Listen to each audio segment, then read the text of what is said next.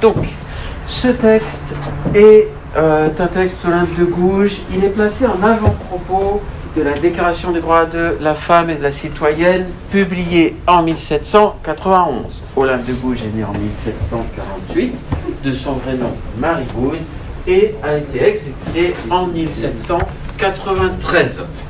C'est une auteure qui est membre du mouvement des Lumières, et son action, qui s'incarne d'abord au théâtre dans les années 1780, va ensuite sur un terrain plus politique s'incarner dans tous les écrits de la Révolution. Elle porte sur la liberté des esclaves et sur la liberté des femmes.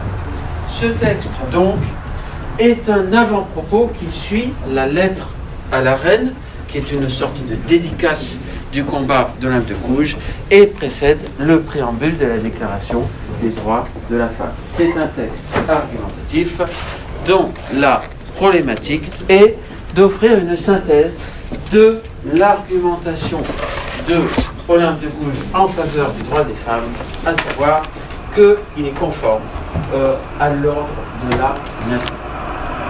Je vais maintenant lire le texte. Homme, es-tu capable d'être juste? C'est une femme qui t'en fait la question. Tu ne lui ôteras pas du moins ce droit. Dis-moi, qui t'a donné le souverain empire d'opprimer mon sexe? Ta force, tes talents? Observe le Créateur dans sa sagesse, parcours la nature dans toute sa grandeur, dont tu sembles vouloir te rapprocher, et donne-moi, si tu l'oses, l'exemple de cet empire tyrannique. Remonte aux animaux, consulte les éléments, étudie les végétaux, jette enfin un coup d'œil sur toutes les modifications de la matière organisée, et rends-toi à l'évidence quand je t'en offre les moyens. Cherche, fouille et distingue, si tu peux, les sexes dans l'administration de la nature. Partout, tu les trouveras confondus, partout, ils coopèrent avec un ensemble harmonieux à ce chef-d'œuvre immortel. Les mouvements de ce texte sont très simples. Le premier paragraphe est une adresse à l'homme. Le deuxième paragraphe porte sur la nécessité d'observer la nature. Et le troisième paragraphe fait le lien entre le pouvoir abusif des hommes et la nécessité de libérer les femmes en même temps que de faire la révolution. Le texte s'ouvre donc sur une question rhétorique. Homme, es-tu capable d'être juste? Cette question rhétorique comporte deux adjectifs, l'un juste et surtout l'autre capable. C'est une question nettement provocatrice, c'est une adresse au vocatif avec le mot de homme. C'est une femme qui t'en fait la question. On pourrait considérer que homme et femme à la première ligne constituent une antithèse. Surtout, cette notion de question nous renvoie à la méthode cartésienne qui veut que tout doit être questionné, tout doit passer au filtre de la raison. C'est le doute cartésien.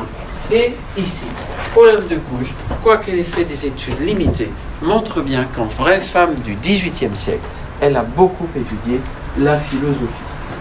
Tu ne lui ôteras pas du moins ce droit. Ce droit au questionnement est fondamental parce que c'est lui qui doit nous mener à la vérité. Dis-moi, qui t'a donné le souverain empire d'opprimer mon sexe? Deuxième question rhétorique. Troisième question rhétorique. Une, dis-moi, donne un style nettement oral au texte. L'autre va au vif du sujet avec des termes forts, notamment le verbe opprimer. Le souverain empire est une expression, là encore, assez forte, qui frise avec le pléonasme et qui montre bien que cette hyperbole est faite pour poser le débat en termes le plus clairs possible. Ta force, tes talents, deux questions rhétoriques à la syntaxe non verbale qui marquent les deux arguments traditionnellement opposés aux droits des femmes. La force physique, le talent intellectuel. Sachant que Olympe de Gouges a d'ores et déjà fait justice de ses idées en montrant que sans éducation des femmes, il ne risque pas d'y avoir un talent féminin et la force physique ne saurait être l'alpha et l'oméga du pouvoir. Elle n'est qu'une composante de la vie des hommes, l'habileté, la patience, la volonté, on le sait depuis La Fontaine, vont pallier la force ou la faiblesse. Observe le Créateur dans sa sagesse, parcours la nature dans toute sa grandeur, dont tu sembles vouloir te rapprocher. Nous noterons deux verbes à l'impératif, dont on ne sait exactement s'ils sont de l'ordre ou du conseil, mais quoi qu'il en soit, ils sont pleinement efficaces. Parcours la nature dans toute sa grandeur, dont tu sembles vouloir te rapprocher. Ici, c'est une allusion à la philosophie du XVIIIe siècle, qui est une philosophie du rapprochement de la nature, de l'état de nature, où l'homme est libre et bon. Donne-moi, si tu l'oses, l'exemple de cet empire tyrannique. L'adjectif tyrannique et la répétition du nom empire montrent bien l'enjeu de ce texte. On a encore une fois une hyperbole et la proposition subordonnée de conditions, si tu l'oses, montre bien qu'Olympe de Gouges possède une qualité entre toutes, c'est la volonté. Le deuxième paragraphe se distingue surtout par une cascade de verbes. Remonte, consulte, étudie, jette, rends-toi, cherche, fouille, distingue. Tous à l'impératif. Ce sont des verbes d'ordre, plus que de conseil, qui placent la science et la connaissance au centre de toute la quête de l'homme. C'est une démarche d'encyclopédiste. La connaissance, c'est le début de la liberté. Cette connaissance est dirigée vers la science des vies de la terre, les animaux, les éléments, les végétaux. Car le propos, l'argument, est de considérer que la nature ne fait pas de hiérarchie entre le féminin et le masculin. Cette longue phrase se termine par le verbe coopère et l'adjectif harmonieux avec une hyperbole, chef-d'œuvre et immortel. Le troisième paragraphe. L'homme seul s'est fagoté un principe de cette exception.